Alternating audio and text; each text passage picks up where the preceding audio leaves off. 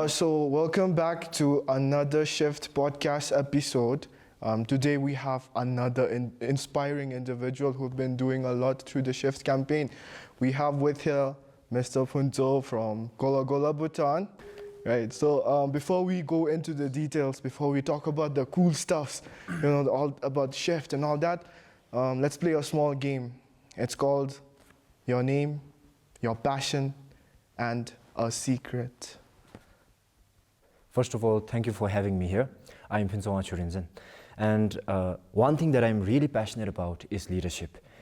What has really inspired me about leadership is His Majesty the Fifth Druk Gyalpo and his concept of leadership of the self. So what he means by that is, in order to lead others, first of all, you have to learn to lead yourself. And leading does not necessarily have to be being in the forefront and then leading people. What leadership is all about is about you waking up and having the initiative to make your bed, you waking up, having the initiative to do something, making your day worthwhile. So that, I must say, is leadership. And when you learn how to lead yourself, when you learn how to organize stuff, when you can discipline yourself, then the leadership in you, I must say, really comes out. And to let you in a little secret, we as youth have so much potential. Everywhere I go, I tell young people this. The potential of young people is unimaginable, is unfathomable. They have so much energy. They can do things that they are passionate about, not having to worry about anything else. And being young, that energy, that drive, that passion that's inside you, that really leads you to do some amazing things. So please learn to step out of your comfort zone and then step into that little secret that's in all of us. Yeah, I think that's the secret ingredient of all the youths across Bhutan, Temo. And also, I literally got like secondhand inspiration from you, man. I am inspired by the king, but I got like secondhand inspiration. Yeah, so like before we go into Shift, let's talk about Gola Gola. I know that you and your team, you've been doing like waves of things, especially with regards to environment sustainability and also kindness at the same time. But I want to hear it from you. What is Gola Gola Bhutan all about? What is your mission? So Gola Gola Bhutan is actually a youth-led social service initiative that was actually founded in May 2022 by 4 of us youths at Jakar Higher Secondary School, Bumtang. So there was a project launched by the Loden Foundation. It was called the Bodhisattva Project. So it was a project to actually inspire high school students to take up initiatives and start businesses.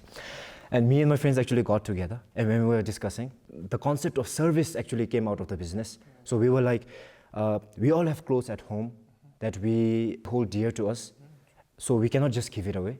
Even if we give it away, we want to ensure that it lands in the right hand. It was not just us, but lots of people have clothes at home ready to be distributed, ready to be recycled. And then we came up with the idea to actually initiate a service instead of a business with a little project inception fund from the Loden Foundation. So we started our work. But after exhausting the fund, so it was a bit difficult because we had to rely on our parents for support. And also we had to groom the clothes at home, and we had to do all the packagings at home. We have, and of course there were logistical expenditures that had to be put in. We really started to pick off after we did a project at Tromsa, and then we applied for Shift. Then and now with Shift, Gola Gola Bhutan's project and initiative has been accelerated tenfolds. And we were first actually introduced to Shift coincidentally because the focal for Shift, Miss Deepika, she was actually at a workshop that I was attending, and she actually approached me and said, maybe Gola Gola Bhutan can also apply for Shift. It is for young people. It will be really helpful in actually accelerating your project. Now with Shift, the impact that we initially sought is now being achieved. So the mission at Gola Gola Bhutan is rather simple. So we have 2 missions. So the first mission is that we want to act as a bridge between those who have access and those who do not have access to clothes. One part of our community actually has this access of clothes. But when we look at the other side, so what happens is most commonly in rural communities, what we noticed was that there are lots of disadvantaged communities and people who are in really need of good clothes. So therefore, clothing as a basic need, we want to be able to address that. So this ultimately brings us to our next mission, that is environmental sustainability. So regarding environmental sustainability, what Golo Golo Bhutan aims to achieve is that people are aware of the environmental consequences of the fashion industry. So for example, 8 to 10% of the greenhouse gases is actually produced by the fashion industry. We want to be able to mitigate the carbon footprint that we actually have. And also, the fashion industry is the second largest consumer of water in the world, next to agriculture. So, and of course, Belden being from an agricultural background, he must be very aware. To put it into perspective, producing one jeans requires 3,875 liters of water, taking into account the rural communities, those who have access, and also the environmental aspects of it. So these are our mission. And the vision of Golo Golo Bhutan is to let Golo Golo Bhutan become a national event, and quite ambitiously to let it become an international event as well. We want to instill the idea of Golo Golo Bhutan into everyone, so that next time when you have something to donate, you don't go on looking for us, like, I want to donate some clothes, where can I find Golo Golo Bhutan's contacts? Instead, we want the individual to actually take care of the donations, take care of the groomings themselves, having that Golo Golo Bhutan in their hearts. And then instead of looking for us, they can simply just initiate Golo Golo Bhutan by themselves. Yes. That's like, in all honesty, that's very inspiring, Punso.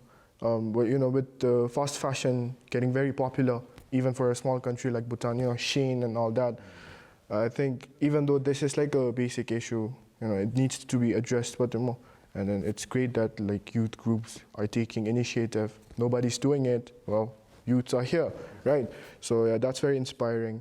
Well, now shifting into details, let's talk about your campaign. Like, give me like I know what your campaign's all about, but the listeners don't. So give me like an outline of how you've done till now. So Golo Golo Bhutan's Shift campaign actually consisted of 5 projects. So first project was our plantation of 108 trees to commemorate the coronation day of the 4th Trugelpo and to commemorate the Social Forestry Day. And secondly, we actually launched a clothing donation drive, 3 weekend donation drives.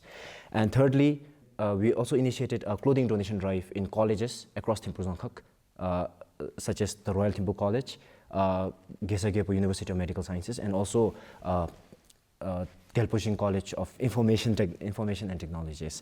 And the fourth project that we launched was our most significant project. It was the Hinsi project. So there we actually were able to help about 285 beneficiaries and distribute about 2,800 clothing pieces.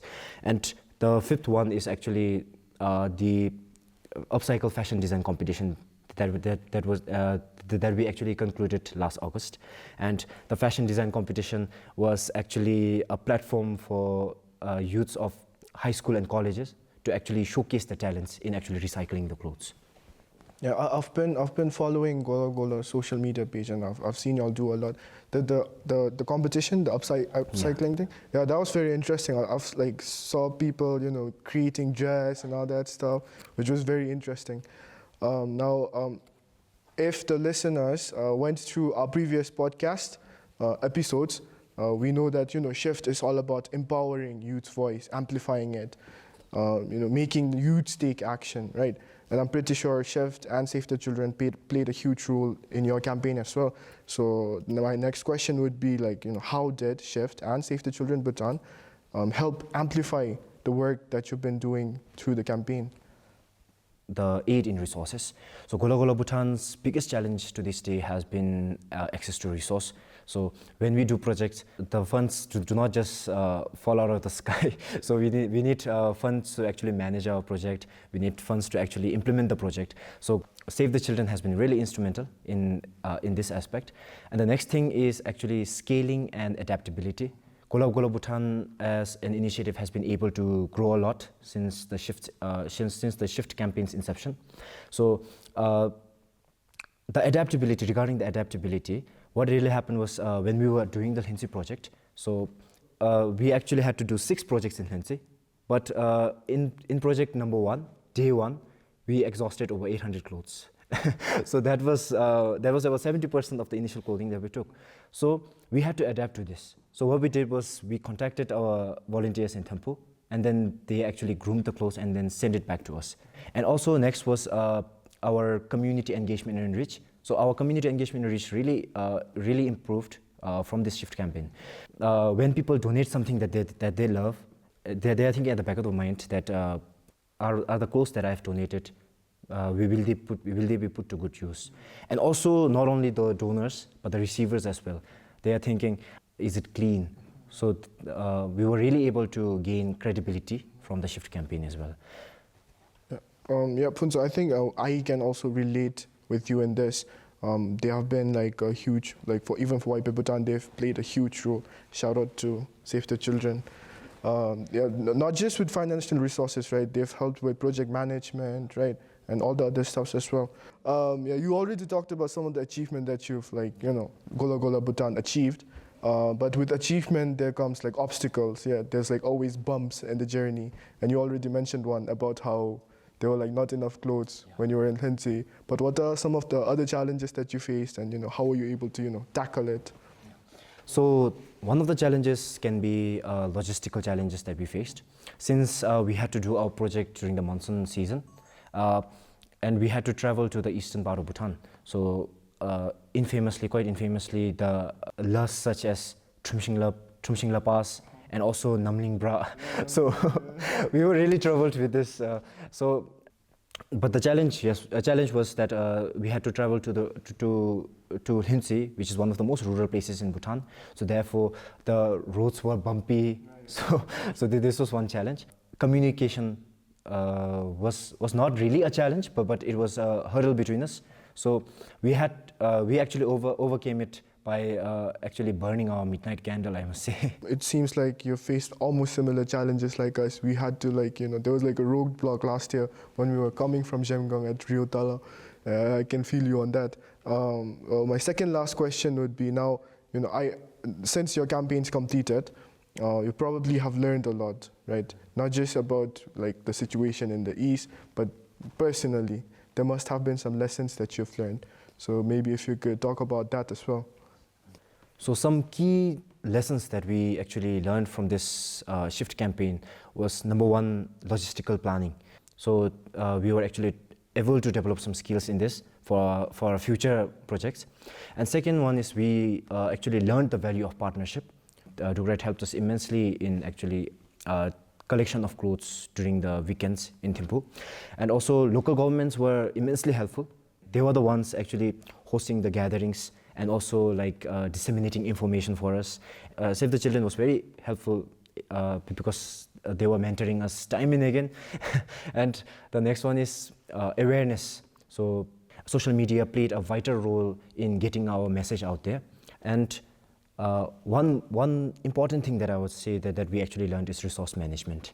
So where to put certain funds, which project is more important. So we had to prioritize such projects. So therefore, resource management was one thing. I think we're coming to an end now. Sad. The final question that I'd like to ask you is, well, I'm pretty sure there are like a lot of youth, young listeners, youths who would want to be a part of the shift as well, who would want to do something that you are doing. For them, do you have any advice that you'd like to give them? Some tips, some tricks on, how to go about and all that stuff? So my message to the fellow youths is that what I said initially about the secret that's in all of us. So we as youths have so much potential. Having this idea, having this secret, knowing that you are capable, knowing that you have the potential, you can really make magic work.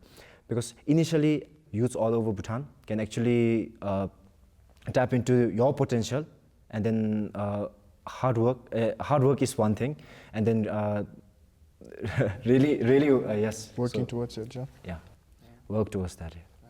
Yeah. Yes, Punja, I think I second that as well. I also believe youth have, immense potential that needs to be tapped into. And if they're like passionate, like Funzo here, they can literally do anything they want to. So that's the end of the Shift podcast, our 4th episode. Follow Gola Gola Bhutan on all social medias. I think you're on IG, TikTok as well. Yeah, TikTok. Yeah, I stalked them, I know. And yeah, follow them. They've been doing a real good job with, especially through the Shift campaign as well. They've been doing Himalaya, but now even better with support from Shift. And yeah, look forward to our next episode. And yeah, we'll see you later. Together we can.